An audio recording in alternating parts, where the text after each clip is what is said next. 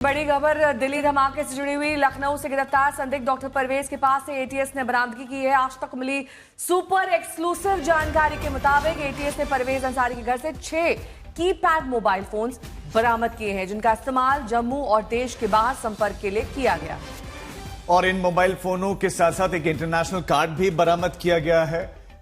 और यही नहीं, सिग्नल ट्रेस ना हो इसके लिए परवेज ने एक विशेष सिस्टम भी तैयार कर रखा था। एटीएस को घर से एक कंप्यूटर भी मिला है जिसमें एक सीक्रेट डिस्क बरामद की गई है। यह बताया जा रहा है कि उस डिस्क में कुछ अहम सबूत मौजूद हैं। इसके अलावा एटीएस को परवेज के पास से 3 बड़े चाकू, बड़ी मात्रा में छुरे भी बरामद हुए हैं और जिनका यह इस्तेमाल बताया जा रहा है कि करता था। तो एक के बाद एक अहम खुलासे हो रहे हैं। ये परवेज अंसारी, जिसकी उम्र 41 साल, जिसकी हम तस्वीर आपको दिखा रहे हैं, यूपी लखनऊ का रहने वाला, ये भी एमबीबीएस लखनऊ इंटीग्रल यूनिवर्सिटी में था और इसके पास से ये मोबाइल फोन बरामद हुए। और ये हैरान कर देने वाली जानकारी, चाकू, छुरियां इस डॉक्टर के पास में क्या कर रही थी। मोबाइल फोन थे, इंटरनेशनल कार्ड, डिस्क इसके पास से बरामद हुई है। आशीष श्रीवास्तव मेरे सहयोगी जुड़ गए हैं। आशीष, सबसे महत्वपूर्ण बात ये कीपैड फोन्स और इंटरनेशनल सिम, जो जाहिर तौर पर यह बयां करता है कि कहीं ना कहीं इंटरनेशनल आका जिनसे ये संपर्क में था, और अब ये 6 मोबाइल फोन्स एक अहम कड़ी, एक अहम सबूत।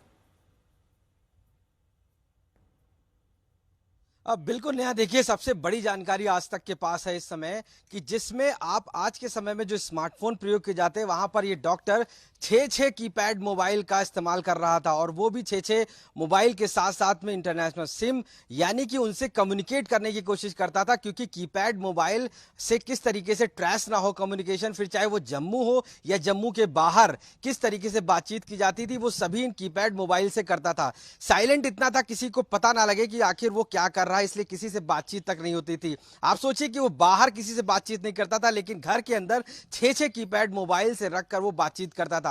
मैं उस समय घर पे ही उसके मौजूद हूं और जब वहां पे रिकवर हुआ है तो उसमें एटीएस को यह भी जानकारी मिली कि एक जो हार्ड डिस्क है, यानी कंप्यूटर जो मिला है, उसमें भी कहीं अहम दस्तावेज मिले हैं। इसके साथ साथ आप सोचिए कि छुरे, बड़े बड़े छुरे अगर बरामद हो रहे हैं तो उसका क्या मकसद हो सकता है, और कहीं ना कहीं वो इंटरनेशनल कार्ड्स, जो ग्लोबल कार्ड्स हैं, वो यूज किए जा रहे थे। तो ये साफ दर्शाता है कि एक बहुत बड़ा षड्यंत्र था जिसको लेकर ये प्लानिंग चल रही थी और कहीं ना कहीं इस प्लानिंग को अंजाम देने की फिराक में बैठा था। ऐसा भी बताया जा रहा है कि उसने कुछ इस तरह का वहां विशेष डिवाइस लगाई थी कि ताकि ट्रेस ना हो सके। ये किस तरह का डिवाइस था जिससे ट्रेस ना हो सके, बचने के लिए क्या क्या था उसने?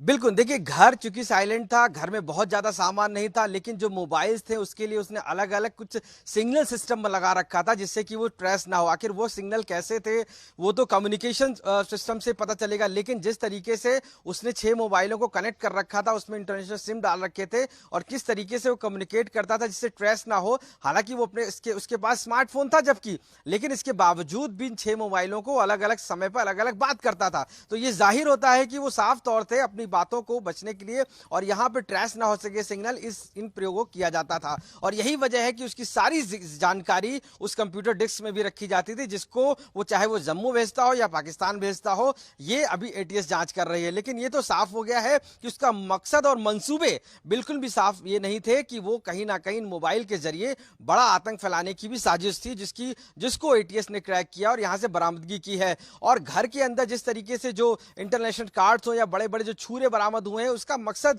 क्या हो सकता है, यह भी एटीएस जांच कर रही, क्योंकि उनकी जो गाड़ी है उसको भी आज पूरी तरीके से अपने हैंडओवर कर लिया है एटीएस ने। तो उसमें भी जो अहम जानकारियां हैं कि क्यों आखिर इस तरीके से ये अपने से कम्युनिकेट कर रहा था, क्यों बात कर रहा था जबकि किसी से बाहरी से बातचीत नहीं थी, या कमरे के अंदर बैठ के 6 मोबाइलों का प्रयोग करना, आखिर किस तरीके का ये षड्यंत्र बहुत बड़ा चल रहा था और ये साजिश किस तरीके की थी, जिसमें चाहे वो दिल्ली में जिस तरीके का बम ब्लास्ट हो उसमें, उससे लेकर या अन्य क्या साजिशें थी, वो सारी चीजें क्रैक की जा रही है। और यही वजह है कि परवेज को लगातार हिरासत में लेकर उससे लगातार 24 घंटे ये पूछताछ की जा रही है कि उसके और नेक्सस में कौन कौन है। ठीक है, अब परवेज भी एक अहम कड़ी, एक अहम सबूत देते हुए यहाँ पर दिखाई दे रहा है। दिल्ली ब्लास्ट के तुर्की कनेक्शन का खुलासा हुआ है।